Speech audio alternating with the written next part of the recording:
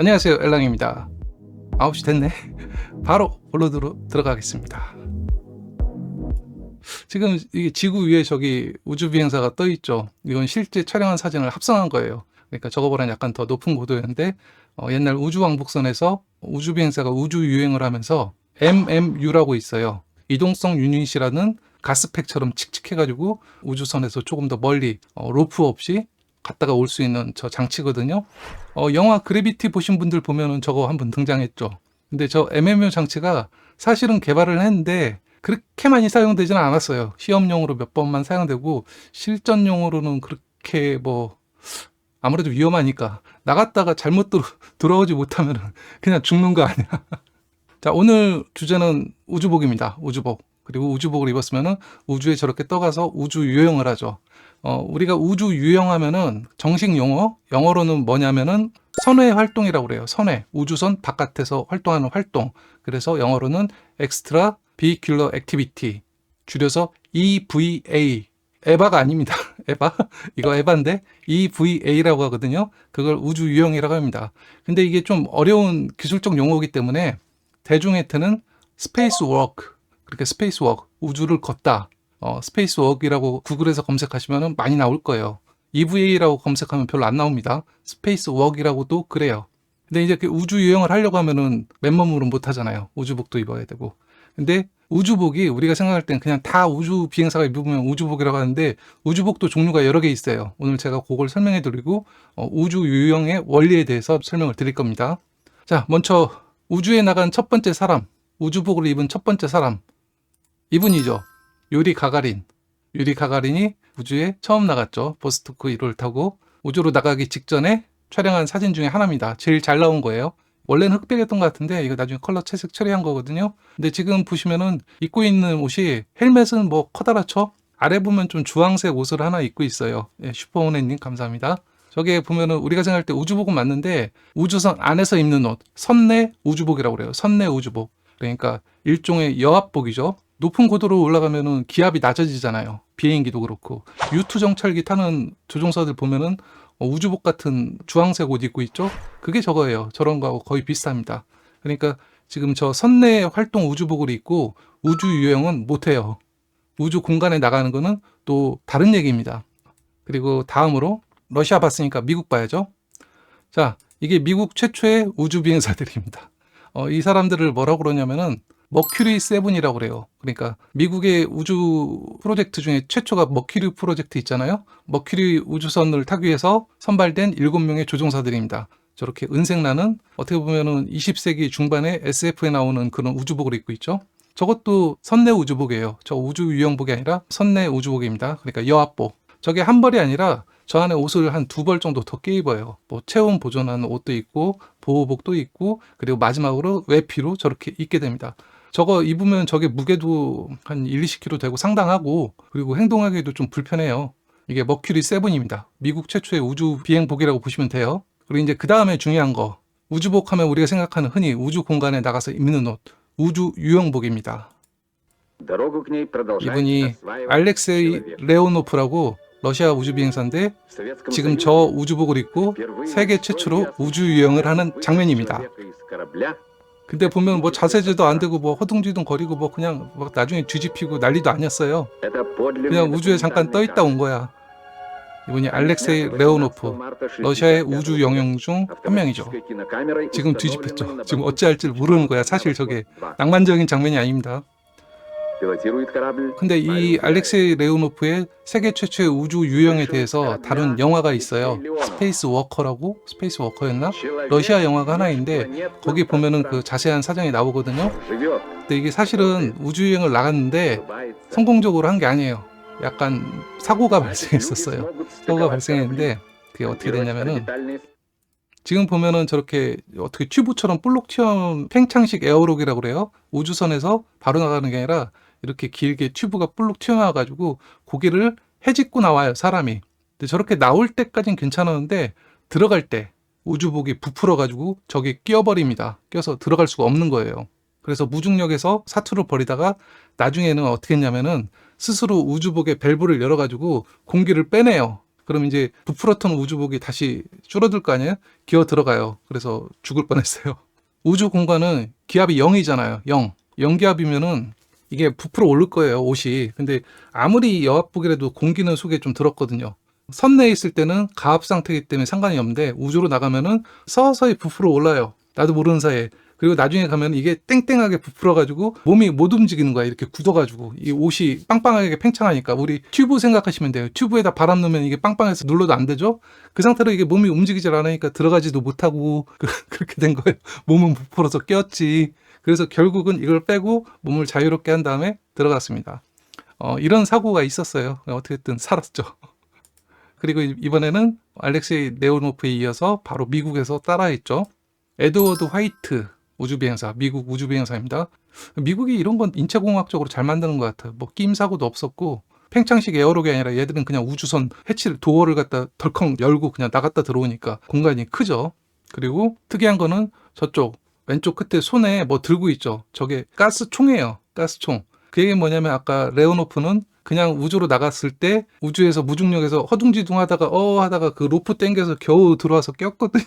근데 이 사람은 이런 걸 짐작을 하고 미국은 어떻게 하냐면 손에다가 반동 추진용 가스총을 줬어요. 그래서 이걸 틱 쏘면은 반대쪽으로 몸이 움직이게 어떻게든 자세 제어를 이 가스총으로 칙칙칙 그러니까 F키를 뿌리는 거죠. 저렇게 해서 움직일 수 있게 했습니다. 그러니까 우주복을 만들 때 러시아하고 미국하고 처음 출발 사상 자체가 달랐고 그게 나중에 고스란히 발전해서 현대에 와서 만나요. 그 역사를 보여드릴 겁니다.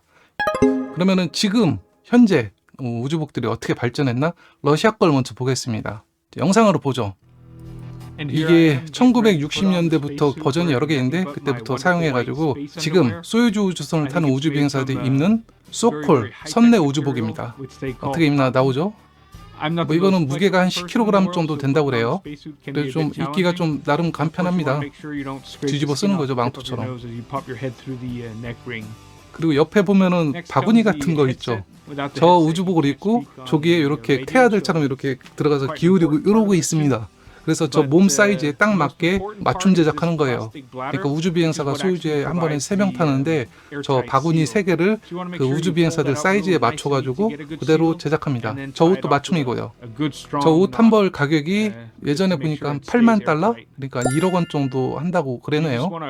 우리나라 우주비행사였던 이소연 씨도 저거 입고 저 우주복을 우리나라에 가져와서 항우연에서 전시를 했었어요. 지금도 있나 모르겠다.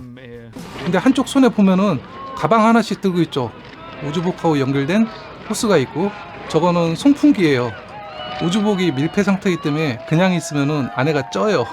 근데 저 쉽게 해서 송풍기로 공기를 순환시켜서 식혀주는 거죠.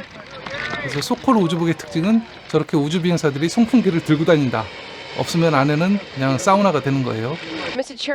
그나마 소콜은 저렇게 입고 막 걸어 다닐 수 있어요. 자유롭고 이게 여합복이기 때문에. 소콜의 목적은 진공 상태인 우주권에서도 만약 우주선에 이제 가압이 끊어져서 진공이 돼도 체내 기압을 유지하고 보호해줘요. 얘들이 버스 타죠.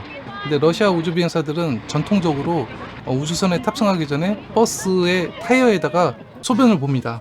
그 옛날에 유리 가가린이 우주선 타러 갈 때 잠깐 소변이 마려워서 멈춘 다음에 버스 타이어에다가 소변을 본 게 습관이 된 거지. 애들 관습이 돼가지고 이게 타기 전에 이제 기념 촬영하는 건데 오른쪽에 보시면 러시아 정교의 성직자들이 계시죠. 저분들이 뭐 하냐면은 우주선에 이렇게 성수를 묻혀가지고 막 뿌리고 축복을 내려요. 그리고 저 우주 비행사들도 다 축복을 줘. 구소련 당시에는 비밀리에 했던 우주 비행사들도 있대요. 근데 이제 공식적으로 국가에서는 인정은 안 했지만 했다는 것 같아. 소련이 붕괴하고 러시아가 생긴 다음에 저 전통 의식이 부활해가지고 공식적으로 지금 보면은 성수 세례를 합니다.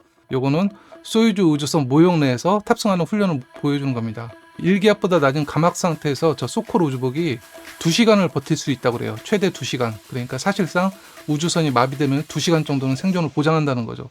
저거 입고 우주 공간에 나가지 못합니다. 이게 러시아의 선내 우주복 소콜입니다. 한 1억 원 정도 하고요. 이것도 거의 한 5, 60년 사용했죠. 이게 러시아제고 그러면은 러시아 우주 비행사들이 우주 유형은 어떻게 하나? 여기 있습니다. 별도의 옷이 있어요. 이거는 착용하는 모습인데 지금 무슨 중세기사 갑옷처럼 파란색 옷을 입고 있죠. 저거는 냉각수가 회전하는 액체 냉각 내피입니다. 옷이에요. 저것도. 저걸 입고 저기 로봇처럼 생겼는데 등딱지를 열고 저 뒤로 탑승하죠. 저게 러시아의 그 유명한 올란 우주복입니다. 우주 유형복이에요. 신기하죠? 결국 옷이 두 개예요. 사람이 일단은 저렇게 냉각복을 먼저 걸치고 들어가서 패치를 뒤에서 잠굽니다. 저거 무게가 100kg이 넘어가요. 근데 일단은 탑승하는 방식이기 때문에 뭐 따로 원피스죠. 뭐 헬멧, 뭐 장갑, 뭐 바지 이거 따로 입을 필요는 없고 그냥 등 딱지 열고 그냥 들어가면 돼요. 그리고 저 등 안에 생존 유지 장치가 다 들어가 있습니다. 맞습니다. 저 자체가 작은 우주선이에요. 저게 100kg이 넘기 때문에 지상에선 사람이 저걸 입고 서 있을 수가 없어요. 물속에 들어가서 수중 실험을 하거나 아니면 저렇게 크레인을 가지고 훈련을 하는 거예요. 저거 입고 작업하는 거. 지금 위에서 크레인 줄로 로프로 매달았죠. 저 등 열면은 안쪽에 산소 탱크고 뭐고 다 들어가요. 뭐 배터리부터 그걸 다 집어넣는 거야. 그걸 전체 합친 무게가 한 100에서 110kg 정도 됩니다. 저 올라는 우주복을 입고 우주 유형, 그러니까 우주선에서 완전히 분리해서 뭐 전기나 산소 공급 없이 최대 우주 공간에서 7시간 활동할 수 있다고 그래요. 7시간 활동할 수 있는 우주복입니다. 작은 개인용 우주선이죠. 그리고 저거 사이즈가 프리 사이즈예요. 안에 여유 공간이 좀 많대요. 등치가 작은 사람이 들어가면 여유 공간이 있어가지고 여성도 들어갈 수 있습니다. 지금 러시아 우주 비행사가 우주 유영하는 장면입니다. 이제 선회 활동. 뭘 집어 던지네. 부품 폐기하는 거예요. 저렇게 그냥 우주 공간에 집어 던져. 러시아는 저러더라고. 멋져.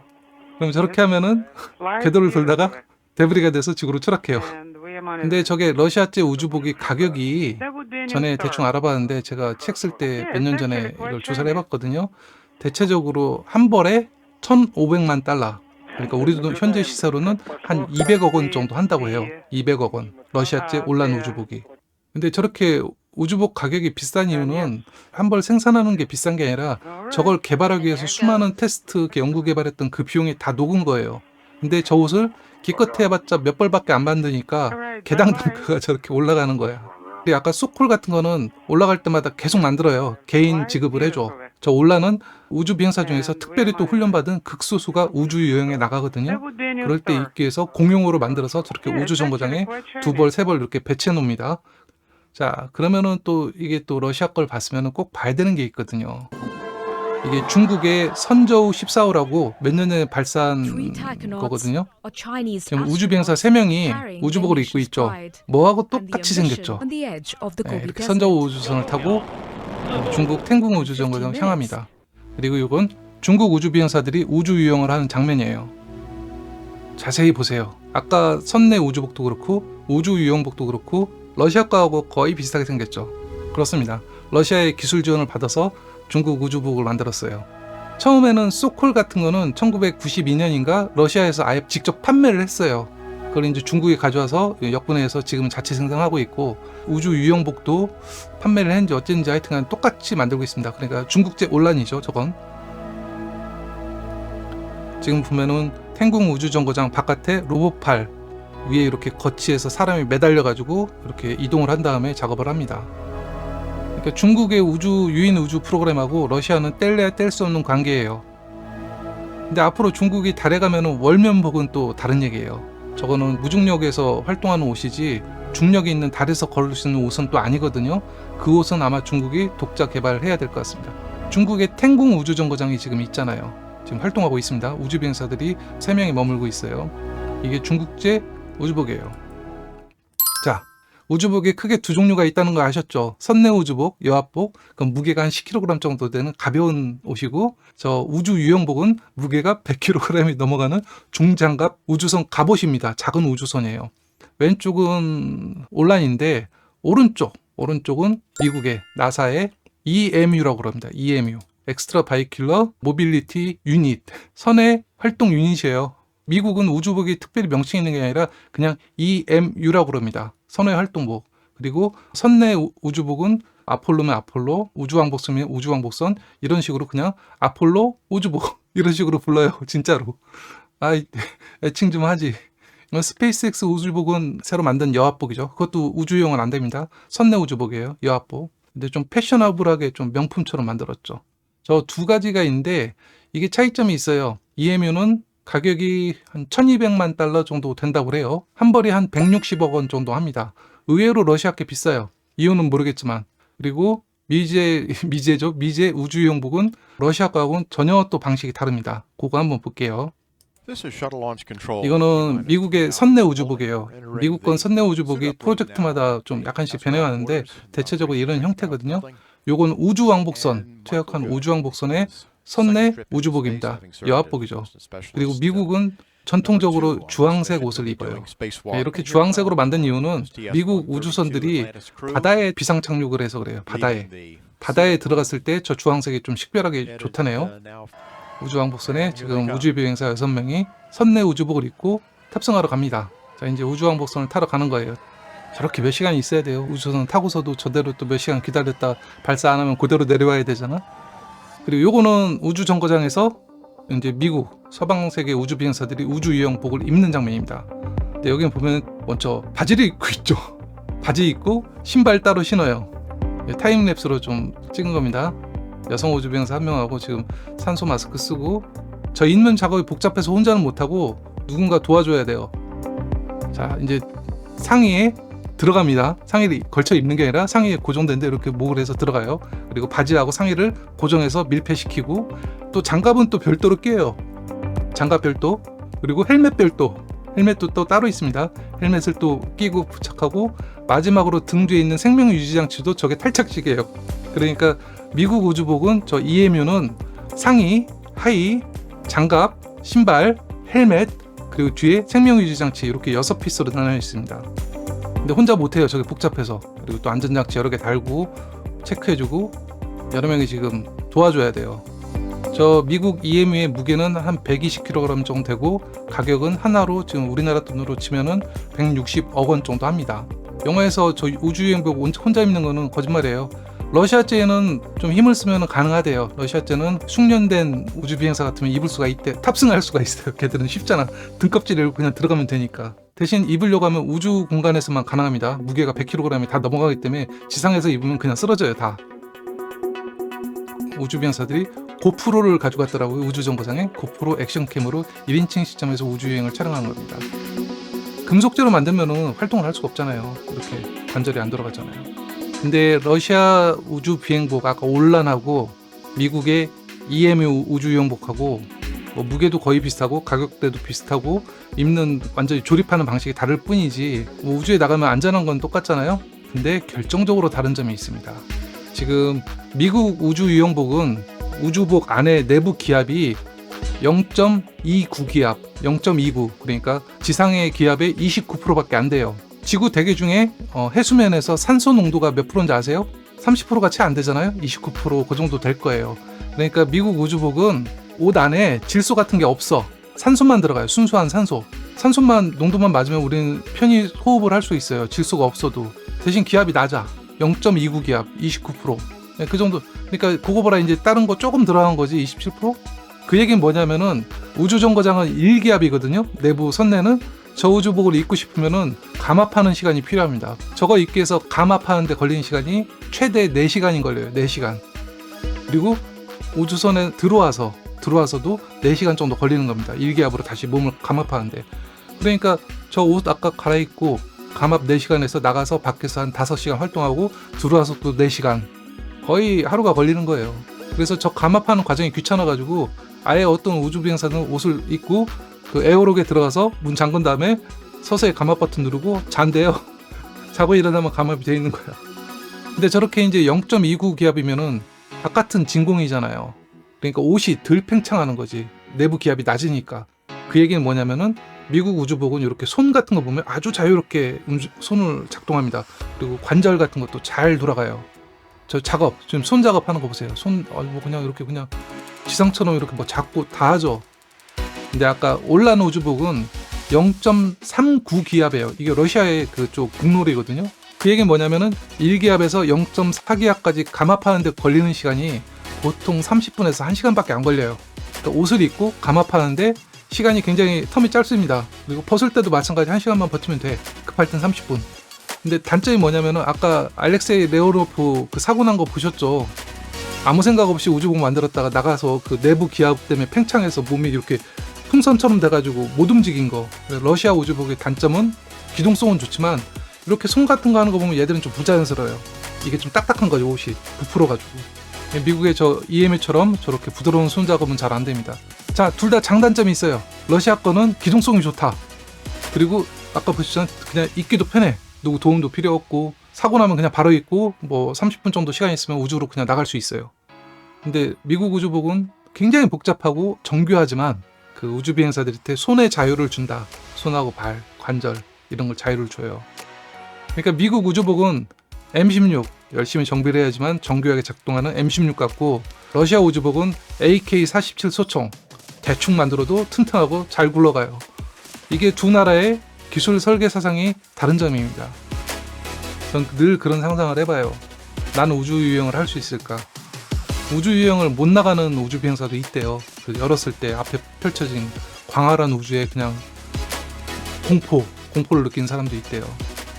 저렇게 근데 4시간, 5시간 동안 활동하면은 어떨 것 같아요? 땀 흐르고 이러고 이런 문제도 있을 거 아니에요? 근데 손을 못 대. 헬멧 열면 그냥 끄. 아까 보셨죠? 우주에 나가는 시간뿐만 아니라 감압, 가압, 입고 벗는 시간 이런 준비 시간까지 다 합치면 거의 하루가 걸려요. 하루. 그걸 위해서 참아야 됩니다. 지금 옆에 동료가 있어도 사고 나면 날 못 도와주잖아. 사실상. 두 사람은 별개의 우주에 지금 갇혀 있는 거예요. 자, 이제 그러면은 미국 우주복을 예를 들어가지고 우주 비행사들이 아까 얘기했죠. 우주 여행에 나갔을 때 생활 문제를 어떻게 해결하고 있나 그걸 보여드릴게요. 요건 뭐냐면은 EMU 우주 유영복 안에 넣는 식수팩이에요. 여기 어딘가 이렇게 붙여놓으면은 거기 빨대가 있어가지고 일하다가 빨대를 그냥 빨아서 잠깐 마시고 이렇게 물을 마실 수가 있어요. DIDB 몇 개씩 달 수도 있습니다. 이게 이런 일이 있었어요. 한번 2013년에 루카 파르미타노 그 이탈리아 우주 비행사예요. 저 우주 비행사가 저 미국 EMU를 입고 우주 작업에 나갔다가 안에서 물이 샜어요. 근데 물방울이 사실 점성이 있어요. 끈적끈적한 젤리처럼 달라붙으면 떨어지지도 않고 저렇게 덩어리로 이렇게 돌아다니거든요. 저러다가 코로 들어가 봐. 죽는 거예요. 저렇게 이제 물이 차올랐어, 안에가. 물방울이 떠오르는 거지. 젤리들이 여기, 그래도 여기 붙으면은 이게 떨어지지도 않고 저렇게 됐는데 사고가 났으면은 당황할 것 같잖아요. 그럼 내가 순간적으로 패닉을 일으켜서 하다가 꾹 죽을 수 있어요. 그럼 옆에 사람이 끌고 가도 이 옷을 벗기는데 4시간 정도 걸리니까 바로 못 벗기잖아요. 아무튼 이 사람이 몇 시간 동안 저 상태에 침착하게 버텨가지고 무사귀환을 했어요. 저게 왜 그랬냐면 아까 보여드렸던 요 식스팩 여기 보면은 빨대에 필터가 달려있거든요. 저 필터가 막혔어. 그래가지고 이게 물이 넘쳐난 거야. 물이 얼마나 샜냐면 나중에 확인해보니까 1.5리터가 새나와가지고 앞을 꽉 차갔다. 1.5리터 우리 PT병 하나? 저렇게 됐어요. 근데 다행히도 엄청나게 침착하게 잘 대응해가지고 살아났다. 미국 우주복을 입은 이탈리아 우주 비행사가 겪은 사고예요. 이거는 뭐 딱 보면 아시겠죠. 이거 이름이 최대 흡수성 의류라고 합니다. 줄여서 MAG, 맥이라고 그래요. 이게 기적입니다. 그리고 이거 남녀 공용 기적인데 우주 여행 나갈 때 저걸 안에 입고 소변도 찔끔찔끔 보면 갈아입는 게 아니라 계속 찔끔찔끔 보고 급할 때는 큰 것도 처리를 할 수가 있다고 그래요. 근데 우주 비행사들이 그랬을 때 그 냄새가 안에 꽉 차잖아요. 그런 불편을 줄이기 위해서 우주여행 나가기 전에는 좀 소식을 한다고 그래요. 먹을 걸 좀 줄인대요. 열몇 시간을 벗질 못하는 그 찝찝함. 제일 궁금한 거, 이거 제가 몇 년 전에 이걸 소개했더니 방송국에서 한번 연락 와서 조언 달라고 그랬는데 안 했거든요. 귀찮아서. 우주복을 입으면 헬멧이잖아요. 아까 소콜도 마찬가지예요. 선내 우주복도 이 우주 공간에 나갔을 때 헬멧을 내리면은 손을 못 대잖아요. 이렇게. 그러면 간지럽거나 코 간지러우면 사람이 또 못 참잖아. 그럴 때 우주 비행사들이 꾀를 냈어요. 그 안에 코 긁어주는 장치는 없으니까 보면 스폰지가 이렇게 달려있거든요. 스폰지가 이름이 발살바 디바이스라고 그래요. 발살바 장치. 이게 심해 다이빙 하시는 분들이 이거 잘 한다고 그러더라고요. 이렇게 안에다가 헬멧 안에다 달아놓으면은 코를 막아요. 내가 돼가지고 코를 막은 다음에 입을 닫고 흥 하면은 기압차 때문에 귀가 먹먹해지는 게 한꺼번에 풀린데 이 장치를 발살바 장치라고 그래요. 우주복 안에도 들어가 있어요. 패치 떼가지고 그냥 딱 붙여놓은 거야. 내가 유리한 위치에다가 이렇게 할 수 있는 데다가. 아까 EMU 안에도 붙여있고 선내 우주복에도 이렇게 붙여놓을 수가 있대요. 저걸 뭘로 쓰냐면은 코 간지러울 때 대고 긁는 거야. 이렇게. 그래서 우주 비행사들이 어디 코나 이런 데 간지러울 때 저걸로 긁는데요. 이게 최근에 이제 우주 비행사들이 많이 쓰는 코 긁는 원래 그러라고 만든 건 아닌데 기압차 때 만든 건데. 근데 이제 앞으로 우주복은 어떻게 바뀔까요? 앞으로. 새로운 미래형 우주복들이 지금 개발되고 있거든요. 지금 우주복들이 사실은 굉장히 옛날에 개발된 걸 업그레이드 안 하고 다들 그냥 쓴 거야. 원초 요거부터 보시죠. 이제 아폴로 11호였던 것 같아요. 우리가 생각할 때 달에 착륙한 최초의 사람이 암스트롱이기 때문에 달 착륙 우주비행사 사진이 암스트롱일 것이다. 사실은 버즈 올드린, 두 번째 내린 사람입니다. 그리고 여기 지금 헬멧 저 뒤쪽에 누가 찍어준 사람 보이죠? 저게 암스트롱이에요. 올드린이 삐진 거예요. 그러니까 암스트롱이 야 그럼 사진은 내가 널 찍어줄게. 달에서 최초로 찍힌 사진은 버즈 올드린입니다. 근데 지금 입고 있는 거는 아까 미국의 EMU 선외 활동복, 달에서 써야 되잖아요. 그냥 우주 공간에서는 저렇게 걸을 필요가 없습니다. 근데 저거는 지금 신발도 신경 썼고 달에서는 암석도 채취해야 되고 뭐 활동하는 것도 좀 다르고, 그러니까 달에 맞게 좀 더 개량을 거친 월면복이에요. 저건 우주복 종류가 지금까지 저희가 얘기한 게 선내 활동복, 선내 우주복 하나, 그리고 우주 유용복 그냥 둥둥 떠다니는 요거는 저중력, 달의 저중력, 지구의 6분의 1 중력에서 걸어다니는 우주복입니다. 이게 진짜 우주복이죠. 월면복이라고 그래요. 월면복. 앞으로 아르테미스 우주비행사들은 우주 유용도 하겠지만 달에도 착륙해야 되잖아요. 그리고 앞으로 더 지나서는 화성에도 착륙해야 돼요. 그러면은 진짜 미지의 천체에서 활동할 수 있는 우주복 입어야 되거든요. 이거는 2019년 아르테미스 계획 차세대 우주복을 미국이 진짜 몇십 년 만에 발표하면서 샘플을 보여준 거예요. 이 이름이 XEMU, 차세대 EMU 우주유용복, 그리고 새로운 차세대 선내 우주복까지 발표를 했습니다. 설계가 완전히 바뀌었어요. 지금 있는 거 보세요. 아까 미국 EMU하고는 전혀 다른 방식이었죠. 등딱지를 열고 탔어요. 근데 대신에 미국 우주유용복처럼 장갑은 여전히 또 존재해. 러시아는 장갑이 없어요. 일체형이라. 그리고 바지도 이렇게 보면 약간 어떻게 잘하면 분리가 될 것 같고, 헬멧도 이렇게 탈착식이죠. 얘들이 지금 강조하는 게 저 장갑입니다. 신형 장갑을 저렇게 뗐다 해요. 우주유형, 월면, 화성 이거 다 쓰겠다. 컨셉 디자인입니다. 저거 옛날 토이스토리의 버즈하고 비슷하게 생겼죠? 지금 보시는 거는 콜린스 에어로스페이스라고 저 컨셉 디자인 그런 걸 해가지고 나사가 이제 우주복도 직접 개발 안 해요. 스페이스X의 그 외주 준 것처럼 우주복 개발도 하청을 줬습니다. 두 군데 또 줬어요. 하나가 저 콜린스 에어로스페이스하고 또 하나는 엑시엄 스페이스라고 두 군데 나눠줬습니다. 이거는 콜린스가 개발하고 있는 우주복이에요. 이거는 컨셉이 아니라 지금 개발하고 있는 겁니다. 컨셉하고는 좀 달라지긴 했지만 근데 지금 보여주는 게 뭐냐면은 옷이 가벼워요. 입고 그냥 혼자 지금 지상에서 서 있잖아요. 그리고 활동성이 좋아요. 여전히 손 요걸 많이 보여줍니다. 손 흔들고 뭐 만지고 구부리고, 달에 가서 내가 구부려가지고 저렇게 달 돌을 짚고 화성 가서 짚고 야구공 들고 던지고 하잖아요. 그러니까 미국의 지금 새로운 월면복은 자기들의 단점을 자기들도 아는 거예요. 러시아 방식도 조금 도입했습니다. 등 열고 들어가는 것도 개발 중이고 여러 가지 우주복 지금 개발 중인데 조금 더 경량화되고 활동성은 보장된 개발 중입니다. 그리고 다음으로 이거는 엑시엄 스페이스의 아르테미스 우주복입니다. 얘도 똑같아요. 아르테미스 우주비행사들이 달에 갔을 때 달 착륙해서 쓸 수 있는 우주복을 지금 개발 중이에요. 근데 이것도 시연하는 거 한번 제가 보여드릴게요. 이건 엑시엄 스페이스, 아까 보여드렸던 건 콜린스 에어로스페이스 겁니다. 지금 얘도 똑같죠. 막 손 흔들고 이렇게 하고 지금 보면 지팡이를 하나 들고 있습니다. 왜 그러면 그래도 무거워. 60kg, 70kg야. 저 옷을 입고 하려고 하니까 지팡이가 필요한 겁니다. 근데 예전 월면복이나 지금 EMU보다는 훨씬 가벼워서 지상에서도 저렇게 혼자서 입고 서 있을 수가 있는 거예요. 스페이스X가 EVA 슈트를 독자가 개발한다기보다는 아마 콜린스나 엑시엄 스페이스가 지금 나사의 지원금도 받아서 개발을 하고 있기 때문에 거기에다 발주를 줄 가능성이 큽니다. 여합복하고는 별개예요. 여합복보다 저게 만드는데 돈이 단위가 공이 2개가 더 붙잖아요. 자, 오늘은 여기까지 하고요. 그리고 마지막으로 광고입니다. 제 광고. 여러분들 성원 덕분에 저번 11월 1일 날 제 유튜브 채널 조회수가 5천만 회를 드디어 돌파했습니다. 그리고 말씀드린 대로 채널 멤버십을 개설을 했어요. 그래서 뭐 가칭 로켓단이라고 그러는데 오프라인에서 활동하는데 비용으로 좀 충당을 할까 합니다. 예상외로 많이 가입을 하셨는데 멤버십 회원이 늘어나면은 그 규모에 맞춰서 제가 책을 3권 내는데도 그 흔한 북콘서트를 한 번도 안 했거든요. 그분들 대상으로 북콘서트를 진행한다든지 아니면은 나중에 누리호 3차 발사할 때 회원들 중에 이렇게 연락을 해가지고 누리호 탐방기 영상도 찍고 놀러가서 뭐 여러가지 이벤트를 생각하고 있습니다. 그래서 일단은 11월 중 이달 말까지 저희 그 로켓단 첫 번째 발대식, 그리고 멤버들 혜택도 드려야 되는데 이게 너무 차별이 아니나 그런 생각인데 일반 회원들한테 보여드렸던 영상은 그대로 계속 나가요. 대신에 이제 제가 영상 만들 때 못 보여드리는 것도 많거든요. 영상 클립들, 미공개 클립도 많은 건데 그런 것들도 보여드리던지 취미가 같은 사람들의 동호회가 될 수도 있어요. 로켓에 대해서 떠들면서 할 수 있을 것 같습니다. 자, 제 광고는 여기까지고요. 이달부터 제가 좀 새로운 컨셉으로 갈 겁니다. 많이 응원해 주시고요.